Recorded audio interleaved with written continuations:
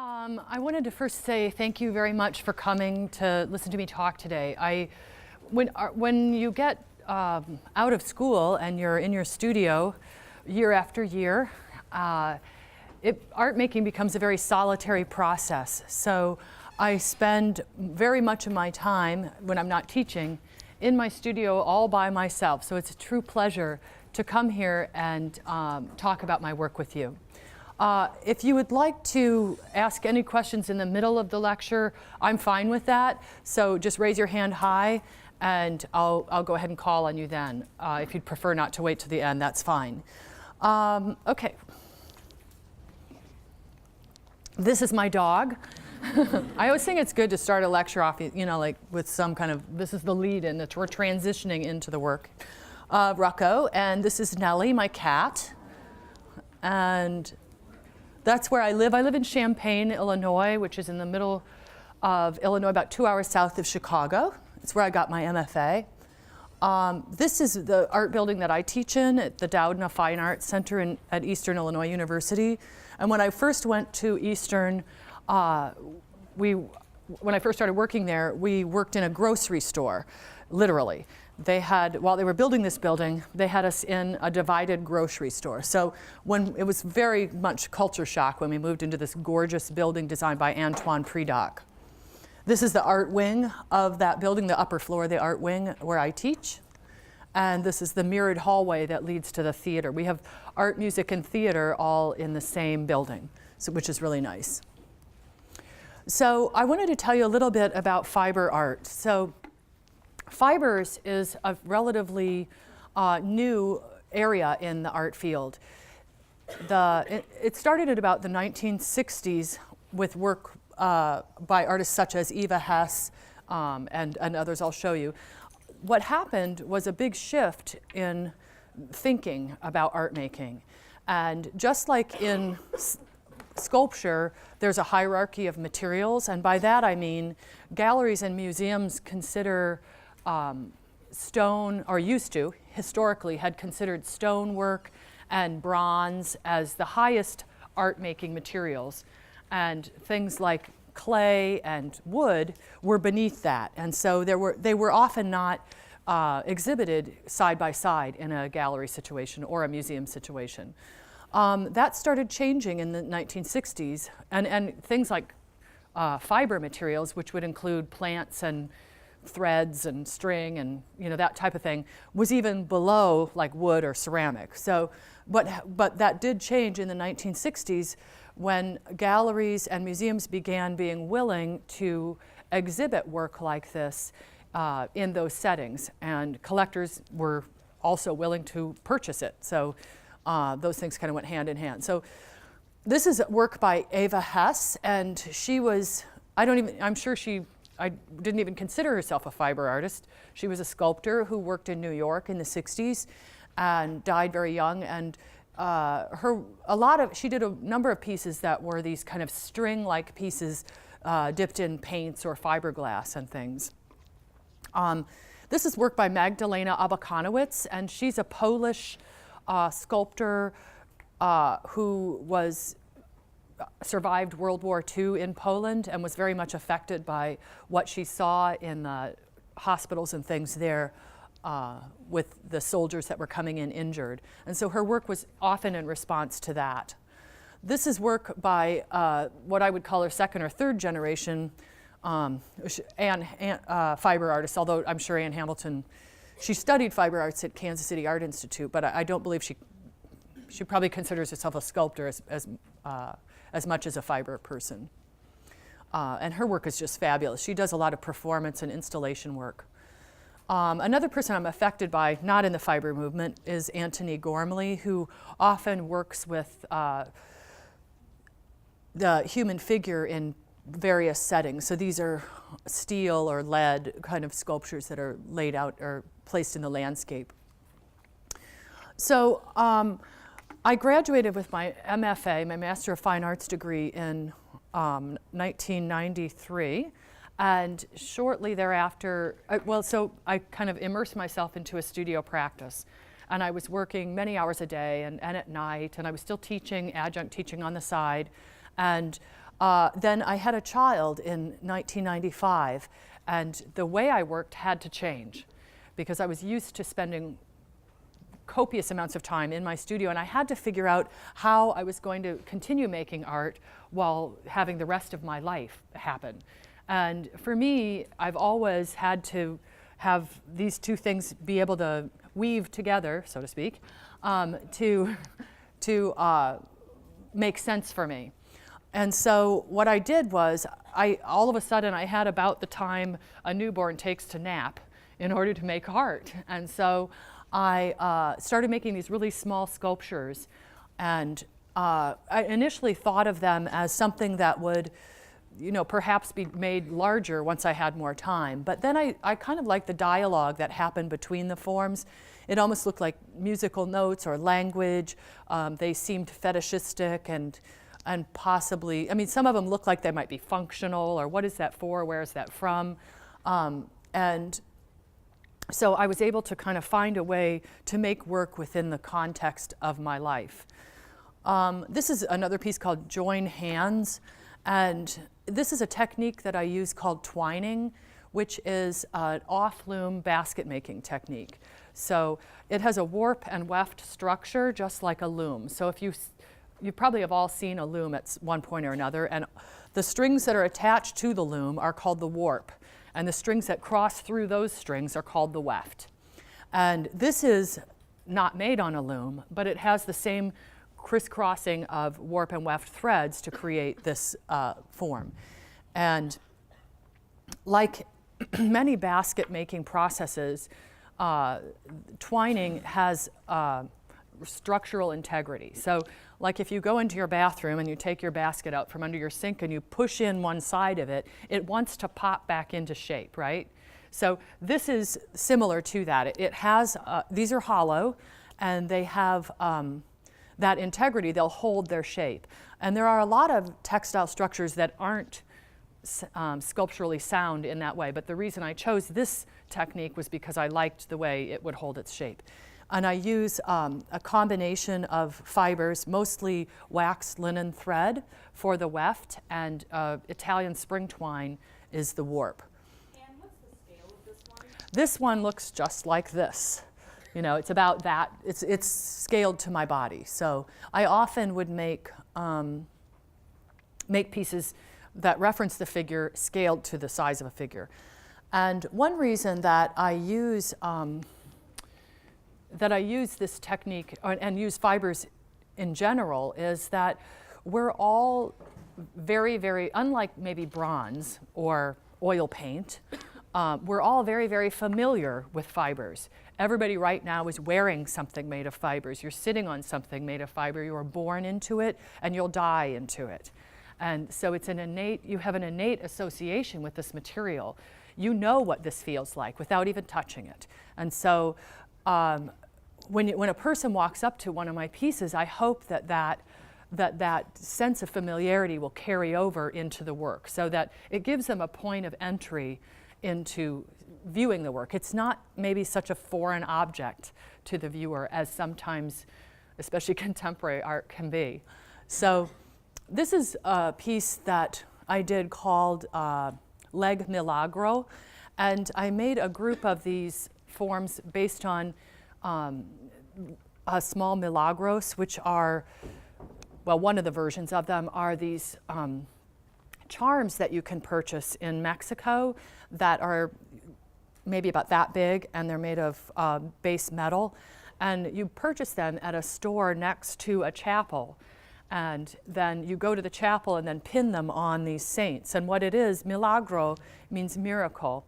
And you would pin them on a saint for thanking, in thanks for some miracle that had happened to you. So if your, aunt just had, deep thrombosis vein surgery and came through it fine, you'd go buy the leg milagro and pin it to the saint. And I was really just interested in the idea of miracles and the idea of being thankful for such things happening in one's life. There's also a common one is a heart milagro, and so this is anatomically correct woven heart, which is probably the most difficult thing I ever wove. And it's little, you know, these are much blown up here. And this is Lung Milagro. And then this, I put a few of these slides in because coming here reminded me of when I was an undergraduate, I saw a visiting artist. And the visiting artist said something that affected me for the rest of my life, which was always say yes.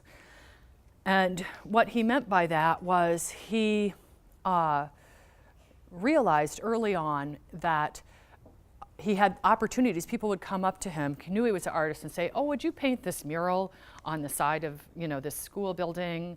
And even though he had never painted a mural in his life, sure, yes, I'll paint that mural. And then some other person would come up and say, would you mind, you know, designing a chair for this foyer of this building? And yes, I'll design that chair, having never designed a chair. And in other words, allowing yourself to take a chance on an opportunity that eventually might lead to something else. And I've tried to embrace this idea, and you know, sometimes to greater or lesser results, said yes to things. So a gallery called me one day and said, will you make a teapot for this teapot show we're having? Well, I don't make teapots. I had never made a teapot, and I said, yes, I'll make a teapot. And so this is one of the, so then I did for several years make teapots. And this one is called Knot, like K-N-O-T, not a teapot. And because obviously it can't actually be a teapot. And unlike actually tying a knot, which you could take a piece of string and tie a knot, this had to be woven in the shape of a knot. You can't weave it straight and then expect to tie it. It's too stiff for that. So that's what that piece is called. And then this piece is called Eyes Teapot, like Ice Teapot kind of, but they're all these kind of just funny little names. Anyway, and the interesting story about this, I like the idea of the teapot as a vessel and like as a container for tea, and the head as a vessel, like container for thoughts or ideas. And an interesting thing happened. I'd always wanted to work with prosthetic eyes. Why, one might ask, but anyway, you know, they're just interesting little objects. And I actually thought they were spheres or parts of spheres. They're actually really little. They're barely rounded. Anyway, so I have a studio in kind of like an office building, and right down the hall from me, I saw this sign on the door that said Light's Prosthetic Eyes, and I thought, huh. And then I ended up meeting the man who worked in that office, and he was the sole person in downstate Illinois, which is what anything but Chicago is called, downstate Illinois, that made prosthetic eyes. And he gave me a box of 100 prosthetic eyes, which was sitting on this top of this stack of thousands and thousands of prosthetic eyes that he had made. And they're all made to order, I mean, as you might imagine, you know, to match a person's other eye typically. And then this one is called Peking Pot, which is supposed to be kind of a play on Peking, China, and where a lot of tea is. And there's a hole in the top of that right there that you can look through. And if you look through that hole, you see that eyeball staring back at you. So I also do installation and performance art. And this is, I'm going to kind of go quickly through some of this. This is a piece that I did called Close Knit, which was a performance piece, which I absolutely can't, are you? No, okay. Which was, I absolutely cannot stand doing performance work. Like being in your own work, I'm not really a performer. And I don't know, it's really difficult for me to do, but if I get this idea, I want to go ahead and do it, even though it makes me somewhat uncomfortable. So sometimes you just have to, you know, go outside your own comfort zone for the sake of your work. So this piece was called Close Knit, and it's about the legacy of women working in domestic things throughout their life. And so this lower table is my table, or was my kitchen table, and this was my mother's, and then this was my grandmother's chair. So I set this up during this festival to knit. And we always think of knitting as this thing that happens in your own private little room, you know, like in grandma over on the couch in the living room knitting. Excuse me. And so what I wanted to do was take that very domestic act and move it into a public sphere. So that was kind of this idea of moving it through the window as well. The window being like an opening or a place where something transitions. And so I knit, and then it went out into this bucket that was my grandmother's. And this was the building. It was in this downtown location. And so I just sat and knit and knit and knit. And then at night, I liked the way it kind of looked like this sort of archway painting, like an altar painting. It was very golden like it is there. And then this was a continuation of that project. So I, of course, couldn't really stop knitting. At the end of this project, I decided to continue knitting and knit and knit and knit. And then this is my studio building, and I actually wanted to sit right out here on this ledge, but the fire department said, absolutely not. You're not sitting on the ledge, which I thought it would be really, you could like tether yourself inside, but anyway, they said no. And so I sat inside and knit out the window and down, this was the tallest building in my little town, and it's like 5 stories tall. And so I knit down through the window out all the way to the ground where it pooled in this basin, which I'll show you in a minute. But the interesting thing is that a lot of people would just walk on by, as though this is something they see every day. Oh yes, knitting coming out the window and down the side of the building, and I'm not looking at that. And it's just very funny. Sir? Were you inspired by Gormley when you were making this? Antony Gormley? Did he do something like this? Something similar to that. He installed one of his kind of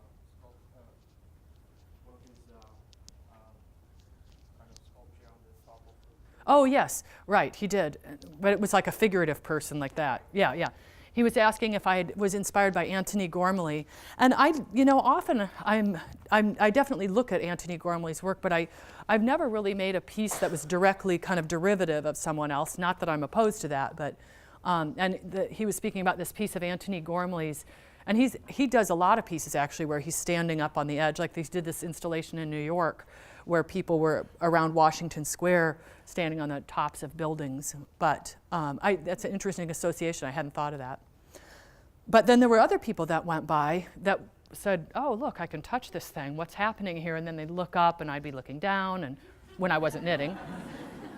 And we'd wave, or, it was really interesting to see how people react to work that's unusual and then kind of thrust in their space.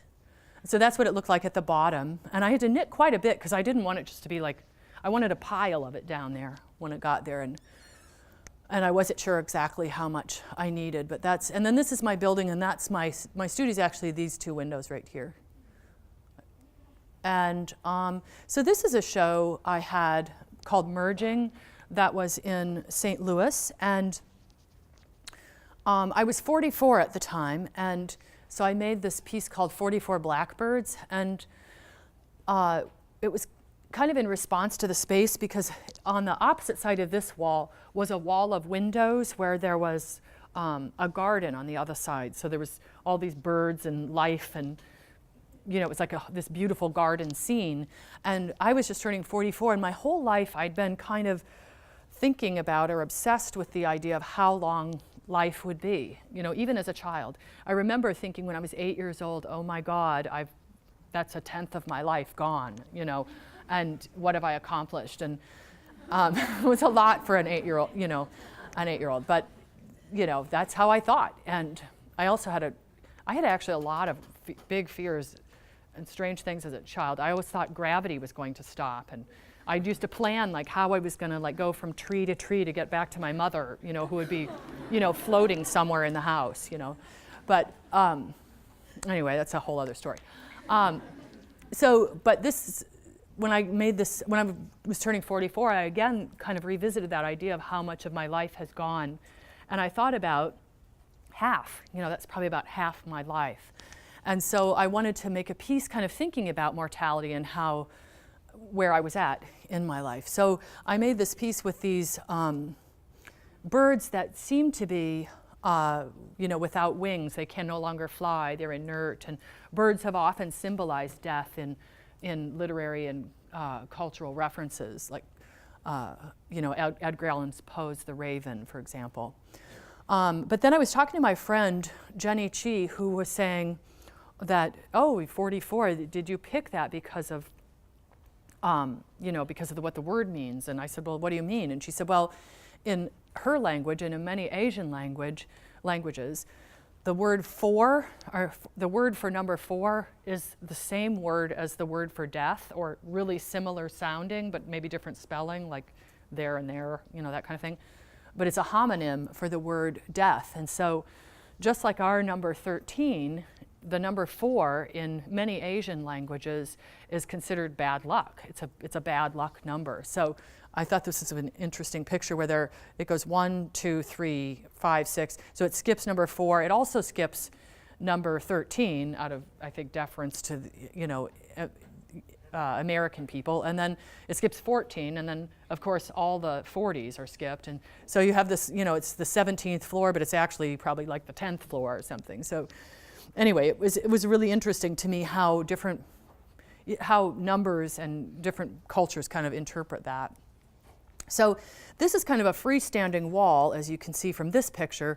That wall is over here on this side. There's the windows. And then if you go all the way around there to this wall, you'll see this piece. And what I was trying to do with this piece is make, it's as though the birds on one side represent death, while this piece is called letting go. And so it's as though the birds on this side are kind of flying away, or like the spirit is being let go. And so you can't really, this is an almost impossible piece to photograph, but what's happening here are there are 44 birds that are flying, and they're made of these little tiny holes that are drilled into the wall, and in every hole, there's hundreds of holes per bird, and then every hole there's this clear, really thick monofilament, so it kind of sticks almost straight out, but then kind of bends at the tips. And so as you walk by it, the shadows of the birds move, and it has a sense of kind of flight, and it has this very ephemeral light quality to it. And then this piece is called Dark Cloud, which this was kind of the first iteration of this piece, and then I'll show you that too later as it got more and more developed. This piece is called Red, and was actually made of woven things that I coated layers and layers and layers of varnish and paint to give them like a skin around the weaving. I was kind of really interested in, have you ever seen those African baskets like in museums that have like tar or something kind of coated around them, and you can kind of see the weaving through it? I was really interested in that, having it there but kind of behind this skin. This is a piece called Head Cage, and I started working with this technique of random woven willow and caning. So my work, being fiber, is very non-toxic, which I like a lot since I spend so much time doing it. But also, I'm interested in thinking about working with materials that are extremely low tech. We live in this super high tech world where we're using our cell phones and going to the iPad and then going to the iPod and then back on your computer, and it's all very digital, and it's not actual real experience. It's a simulated experience. It's not actual experience. And so I thought, well, what is the most elemental, singular thing I could break art making down to? And so it was maybe bending sticks or tying two pieces of string together. How can one make work where you're doing some very simple kind of act? And so I started working with these sticks and caning and stuff in that way. So a head cage was about being trapped in your head, kind of. Where we live, we experience a lot of our world in our mind. Some of it's sensory and outside of the body or on the surface of the body, but a lot of it is thoughts and dreams and things that go on within the mind. So this is like I was saying before, like this idea of just tying two pieces of string together. This is one of the pieces I made with that idea in mind. And it's called Ascend. And it's in reference to a friend of mine who died. And she was really young. She was in her 30s and got cancer and died. So this piece was called, actually it's called Absence. I did a drawing that was called Ascend that was like this. But and so it was just thinking about how could I make this knotted netting. So it's all it is just tying knots at every corner, taking string and start tying. And it's just this big floppy, almost impossible mess that you can then kind of eventually get some control of. The title for this whole show in St. Louis was called Merging. And this is the piece that was entitled Merging. And I was thinking about how the power or the impact of biological structures, like the growing of a tree, into architectural spaces. So I thought, what would it be like if that tree that's outside the wall could grow right through the wall and into the gallery space? And so I drilled thousands of holes in this wall and inserted tips of branches into every hole, which first of all, I think it's really amazing that a gallery would let me, drill, I don't know, 1,600 holes in their wall. But then you would think, oh, it's easy to get branches. Well, here's the thing. I wanted only the tips of branches. So it's not like you can take a stick and go break, break, break, break, break. I had to go clip tips of all branches. So it was actually a huge undertaking. But one of the things I really liked about this piece was the shadows. And how, I just started getting more and more involved in thinking about shadows and how the shadowy part is kind of like the life of the piece in a way. So you could see kind of how far it stuck out. So the next solo show I had was at Bloomington, Illinois at the Wesleyan Museum. And I wanted to make this large kind of tornado piece called Looming, like something looming in the distance. And so I started this larger foreground piece, which was 12 feet across and 12 feet tall. And it's all made of knotted netting. And then I went to Florida, and I was I stayed right at the beach, and I was looking out onto the Gulf at one point, and noticed this water spout had come up, and it was kind of in the distance, but it was coming closer. And I thought, wow, that is the most amazing thing, because I've lived in Illinois, and you guys have probably seen tornadoes or in the distance or certainly heard about them. And in Illinois, we're in Tornado Alley, and I've never actually seen one there, but there's tornado sirens every now and then that go off. And so anyway, I was fascinated, and it was so beautiful. Like you can't see it in the photograph, but you could see the water either moving up or down. It was moving in some way in this kind of cylinder up into or cut down out of the cloud. It was hard to tell. So I watched and watched. It was getting closer and closer. And then the second one came down out of like right here. A second one dropped down and touched, and it kind of snaked its way down onto the surface of the water. And I thought, wow, that is the most amazing thing. And my daughter came out, we're all looking at it. And then we decided to go ahead. And well, once I saw the second one, I thought, oh no, now I'm gonna have to make a second one. Because I took it as a good sign that I'm back in my studio making a tornado. And here's the first and only tornado I've ever seen, even though it's over the water spout, same thing. But then once I saw the second one, I thought, oh, well, I don't know, the sky is trying to tell me to make another one. So I decided that's what I would do, is make a second one. So that's when I came back, I made this other one. And then it was funny because I went into town later that day, and I went to this maritime museum where this old guy that had lived there, 85 years, and I said, oh yeah, we saw these water spouts, they were so cool, and I was talking about them, and he said, oh my God, did you get out of the way? He's like, those are really dangerous, and I thought they were like, oh yeah, that's different because it's out on the water, and he's like, no, it's not at all different. It's like a tornado, and if it comes to the, off the water, it's going to, like swallow your house. So anyway, I just thought it was this innocuous thing because it was over the water. But he had said too, though, that sometimes they come over land, and as they kind of dissipate, they'll drop things that they've picked up in the water. They'll drop like fish and birds, literally, on the ground inland. So, so you've probably heard of that. That'll come up later, the idea of raining fish and birds. So this is a close-up of the texture of the tornado that I made. And I hung this string on every intersection of the netting so that as you moved by it, those little strings just moved ever so slightly, but it got a sense of kind of, that wave, that current of air kind of moving. That's for the way the whole show looked.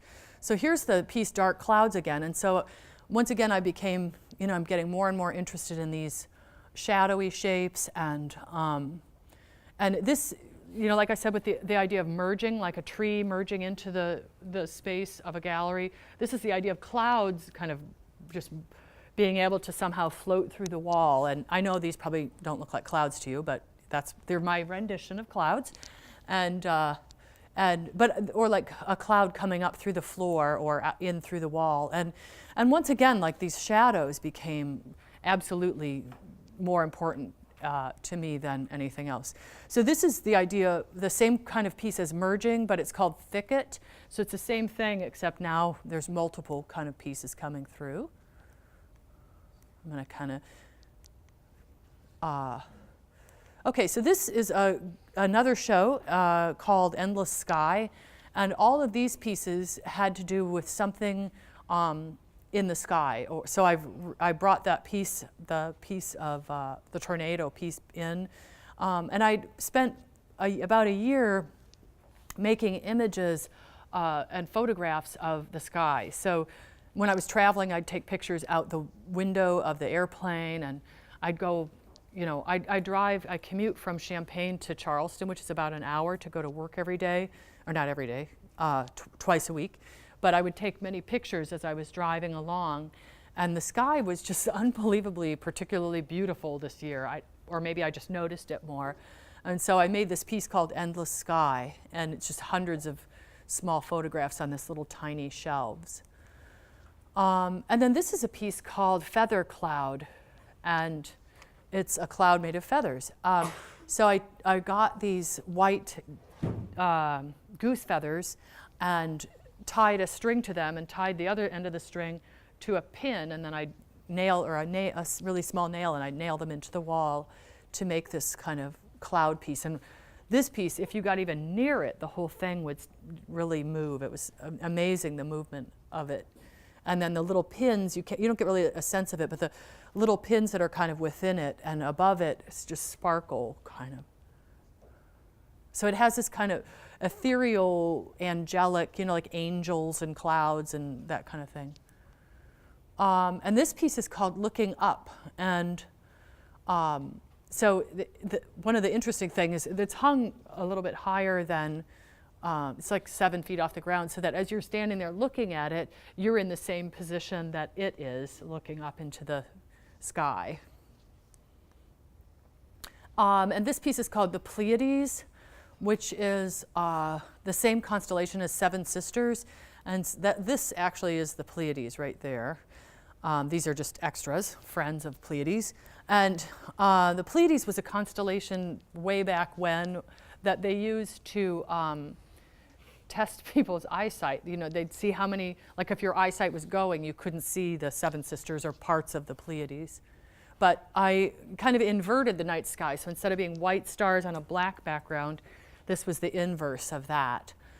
And so in each of these balls, there was these hand-formed plaster balls. So I would take plaster, mix it up, and then just kind of go back and forth like this in my hands until the plaster was dry. Because if you set it down, of course, it would flatten on one side. But if you kind of play with it that way, it stays round. And then I sanded them all. I mean, I find these meticulous processes, and it's almost as though I say, well, how can I make this even more meticulous? Or how can I make this thing last for weeks? So this is, I just wanted to show you this because it's another iteration of this same piece, but now I'm really emphasizing the shadows. So I'm trying to move the pieces away and allow the wall to be blank and like bathed in shadow. This is a piece called Adrift, and it's a 20-foot long kind of boat shape that hung in this long, thin space between two buildings, and it hung there for a year. So it hung in the snow and rain and in the sun, and it had this. It was really kind of meant to talk about transitions. Like boats are a really great metaphor because it can carry you from one place to another, or it can speak about a transition of one part of your life into another, or life into death, or that kind of thing. So this is my current studio work, some of it. This is called Mother Memory. And so this piece is actually now more like 30 pieces. I think there's 13 here. But I now have about 30. And I'm kind of going back to this idea of making smaller things that are play-based. So this, one of my friends had a child, and my daughter now is a senior in high school. So she's getting ready to, move on into her life, and my friend is just bringing this child into the world. So we did pieces that were related to the idea of mothering or tending, nurturing, caring, that kind of thing. So this is ongoing. I love work that's ongoing. Like I'm kind of done and I can show it in a gallery, or I can keep working on it. So these are some new pieces that go with it now. This is a piece called, I don't know, Hair Rock, maybe. I'm not sure why, but it's that same idea of something biological kind of like enforcing its power over something non-biological. Like, have you ever seen like a single blade of grass coming up out of a sidewalk? It's like, how in the world does it have that kind of power? And it's magical in a way. And so this is like the idea of hair growing out of a rock, something animate versus inanimate. This is my studio up on my 5th floor there. Some drawings on the wall, and I love having a studio, having a place you could spread out and keep stuff, kind of I could switch from drawings and then go over and weave for a while. And, I have a sink there, so I go there in the morning. I get my, I bring all my food that I need for the whole day, and I go into the studio, and I'm just so happy to be there, and I could spend just hours playing and working and researching. I have my computer there often, and I'm looking things up, and I spend some of the day reading or, whatever, and an occasional nap in this chair. Not often. This is a piece called Sisters. I have 3 sisters. I'm not sure which 2 this is, or maybe it's me and one of them. So it's almost like a corset or a garment of some kind, and it's combining the twining with netting. And these are maybe 8 feet tall. And then this is another piece. I work with hair some of the time. It's like the prosthetic eye, the hair. It's a way to bring body into the work in a very direct way. So, and hair can be beautiful. It can symbolize youth. It can symbolize power. Like cutting off your hair is like cutting off someone else's hair is like taking away their power, and it could be beauty or age or whatever. It can also be really gross, like if you hair on a bar of soap or a piece of toast or something is, this isn't a finished piece, but and I was kind of trying to play with these funny little kind of fetishistic forms that have these protuberances that kind of look like little nipples or penises. Okay, I said the P word, and the N word. Or like little arms or warts, or they're kind of funny and weird, but also kind of uncomfortable. Like these, you think of like hair growing out from your ears or arms or something like that. So it becomes this kind of attraction, repulsion combination. And anyway, this is called vestiges, and a vestigial organ is something like your appendix. It's an organ that you no longer need to, that you don't need to live with. So this is the last piece I'm going to show you, which is called Passage. And I decided to make a flock of birds, right? Just like it seems like a reasonable decision. So I decided to make a flock of birds, and I normally, as you know, do woven things or some kind of fiber process. And I had made woven birds before, but I wanted to have 500 birds. And so I decided I was going to just try something new, which I'd never done, and that was ceramic slip casting. So here's I found a grad student that knew how to do it, because I had never done it before, and hired her, and she helped me make these molds. I did know how to make molds, and then she helped me slip cast them, and this is the casting slip, and then these are the birds that were drying, and then these are the ones that have already been fired. So I made 500 birds, and then for this show that was going to be in Ohio, and then I became really afraid that it wasn't going to be enough, because this was a huge space. And so I called this mathematician who works with me at Eastern, and I said, okay, here's how many I've got, here's how big the space is this going to be enough in this space? I said, is it like a VW floating up there, or is it like a minivan? Because I need minivan. And she said, VW. So I ended up making 880 birds. Oh, and then I had to paint them all. And this is what it ended up looking like. And it's one of those things that's kind of, I mean, I was really happy how it turned out, but it doesn't look like 880 to me. But that is, but it looks like, you know, if that's the jelly beans in a jar, you'd say, I don't know, 220? No, it's 880. But, and so they're all hung by this black linen thread.